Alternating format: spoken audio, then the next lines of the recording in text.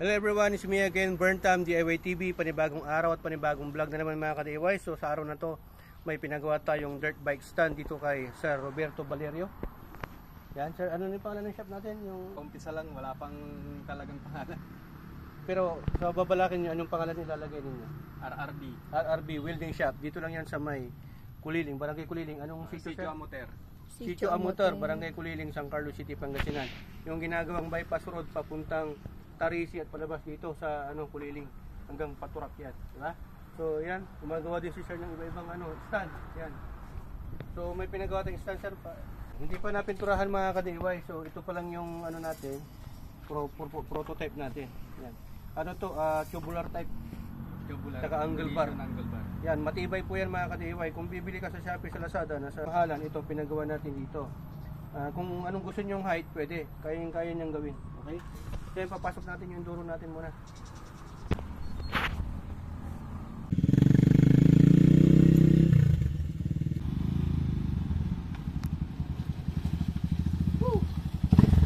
Easy lang. Yan, dito natin ilalagay mga ka-DIY. Sa sting. Try natin, testing. Iman.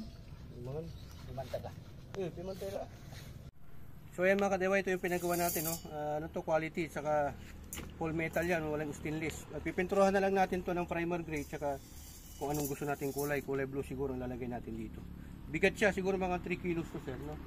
Mas maganda yung mabigat kasi, mas maganda yung matibay kasi mabigat yung dinadala niya, tingnan mo naman, no?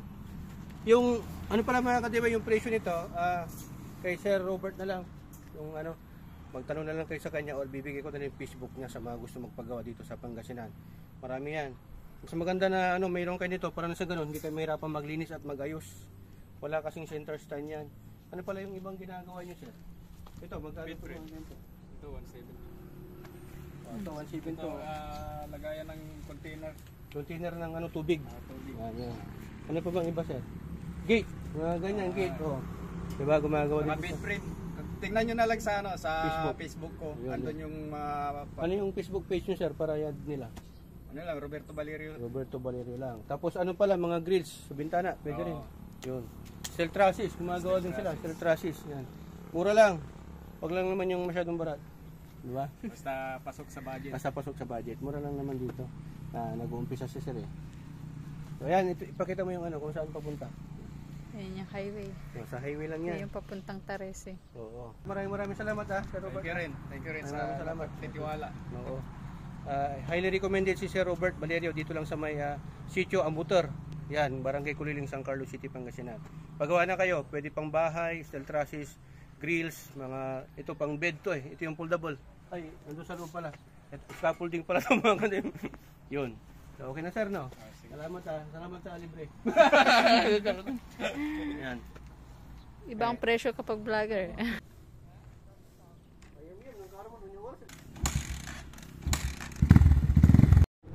So mga ka-DIY, ito yung pagpapatuloy na kung saan nagpagawa tayo ng dirt bike stand doon sa enduro natin ng KRY 200. Ngayon ang gagawin natin ay pipinturahan natin siya ng primer muna tapos orange. Diba? So ayan, nilihan na natin to bago natin pipinturahan. Kasi para mas makapit at matanggal yung mga grease at yung mga oil, dirt, para mas pino. Yan, primer gray. Kahit anong brand, basta primer gray muna.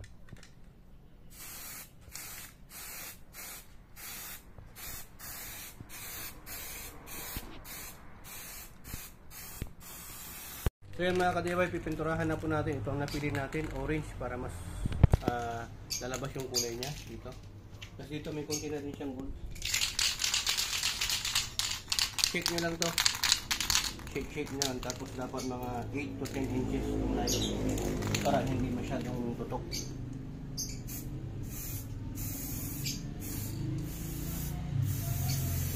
Parang yung orange na fluorescent na. Yan ang mga combination kasi gray tapos orange. Primer gray. Yung lining lang niya ang anuhin natin. First coat pa lang naman ito. Bukas na lang yung final coat. Diba? Ganyan na lang. Kung sa mga ilalim, hindi na yan anuhin. Sa labas lang. Tatakpan din niya. Tatakpan din yan. Wala.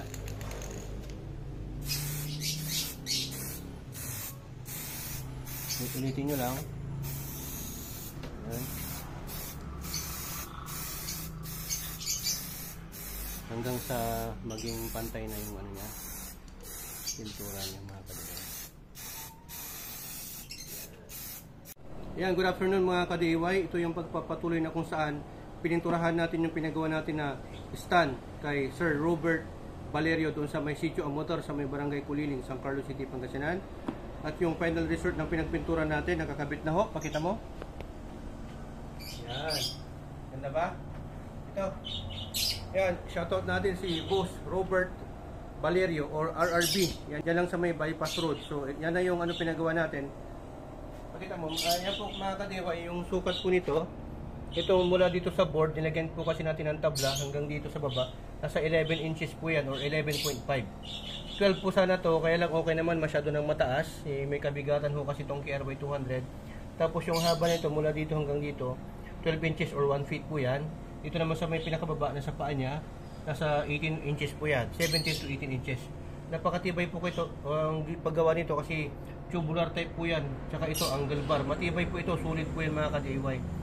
Pwede nyo pang pataasan to, although ito 18 inches lang po ang taas nito mula dito. Dito na po kayo magdadagdag ng height niya o yung taas niya. Itong board o itong tabla, pwede nyo pang patabain para mas umangat ito. Okay? So ayan mga ka-DIY. Ang purpose po kasi nito, kaya ako tayo naglagay ng stand. Ito po kasi para kung maglilinis ka, mag-aayos ka ng mga hub dito, magpapalit ka ng gulong o kung maglalagay ka ng bearing, hindi ka na mahirapan. O, diba? Nakaangat siya. Tapos yung sa ano naman, sa may harap, kung paano ho natin yan iangat, dito lang po, ganyan mo lang. O, diba? Pakita mo. O, layo ka ng konti para mas makita nila. Yan. Pwede mong bigatan dito. Mura lang po yan mga ka-DIY. Yung presyo kasi, mura lang yan na namurahan natin kasi nag-uumpisa pa lang sa building shop niya si Sir Robert Valerio. Kaya lang yung price, hindi ko nasasabihin. I-PM nyo na lang po siya kasi meron po siyang Facebook page, Roberto Valerio po. Hanapin nyo po sa Facebook page at PM nyo na lang po siya. Kung sa mga price naman, mura lang. Sabi niya lang, ano po yun? Mabait po siya, madaling. Okay? Tapos, gumagawa rin siya ng mga grills. Ano ang tawag ito? Grills ng bintana, pintuan na bakal. Tapos yung lagay ng container, yung stand ng container. Double at kung deck. ano-ano pa. Ano pa yan? Double deck. Oo, double deck. Yung pwede mong ano, yung collapsible na double deck. So yun mga ka-DIY, sinare ko lang po sa inyo sa mga gusto magpagawa ng mga kasama natin dito, mga tropa natin. Shoutout natin, Ryan Sabangan. Yun. Tapos sino pa ba? Sa mga tropa natin na naka-dirt bike dito sa Pangasinan, PM nyo na lang po siya. Kung makita nyo man yung video na to, nagustuhan nyo to, PM nyo siya. Mura lang po sa kanya. Pwede pang kung kahit anong design. Iyan lang po kasi ang napili kong design mga ka-DIY. At saka yung pintura, hindi na ko yung kasama. Pero pwede rin niya na pinturahan na lang kung anong gusto yung pintura. Pero ako kasi ako na lang. Kulay blue po sana to mga ka-DIY, pero ito yung napili ko para mas kitang-kita. Okay? Ikutan mo. Yan. O, diba? Kahit nakaangkas ka dyan, matibay yan. O. Perfect na perfect sa pag-ayos. O, diba? Yan o, kahit iangat kong ganyan, nagsiswivel yan. Ayos na yan, maglinis ka ng kadena mo kung ano-ano. Hindi yan, ano po yan mga kadena, stable po siya. Hindi po yan, matutumba kahit ano. Stable po yan. Yan. Shoutout din pala natin yung kasama natin, siyempre, videographer natin, Analus Vlog. Yan, si Ka-Motivate.